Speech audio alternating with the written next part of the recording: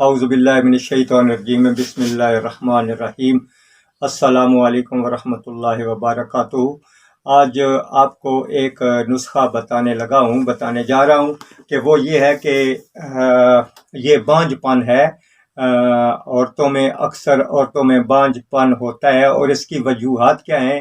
یہ بڑی پریشان کن وجوہات ہوتی ہیں۔ آج کل بچیوں میں یہ بہت سارا معاملہ ہے، اور بہرحال یہ اگر میں جو بتا رہا ہوں اس میں اگر ایک دو نسخے ہیں استعمال کر لیں گے کسی طریقے سے تو آپ کو انشاءاللہ بڑا فائدہ ہوگا، اور یہ بانجھ پن ہمیشہ کے لیے ختم ہو جائے گا۔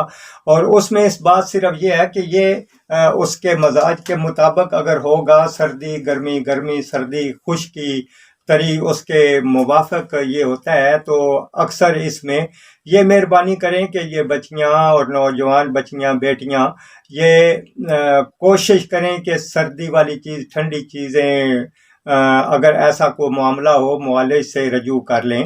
ایسا معاملہ ہو تو یہ ایسی چیزیں جو نقصان دیتی ہیں وہ نہ استعمال کیا کریں، بالخصوص چاول وغیرہ یا ایسی چیزیں۔ اور گرم چیزیں بھی ایسی ہوتی ہیں کہ مزاج مختلف ہو جاتے ہیں، وہ بھی نقصان دیتی ہیں۔ تو اس کے لیے ایک نسخہ تو ہے، مختصر سا نسخہ ہے۔ وہ ایک ہے اشگند ناگوری، اور اس میں چینی شامل کر لینی ہے۔ 3 ماشے اشگند ناگوری ہوگی اور 3 ماشے چینی باریک پیس کر اس میں شامل کر لیں، اور یہ صبح شام تقریباً 3 ماہ استعمال کریں۔ انشاءاللہ بفضل تعالی آپ کو بہت زیادہ فائدہ ہوگا، بلکہ ہو سکتا ہے انشاءاللہ بعض بچیوں کو اس سے چھٹکارا مل جائے۔ دوسرا برادہ دندان فیل ہے۔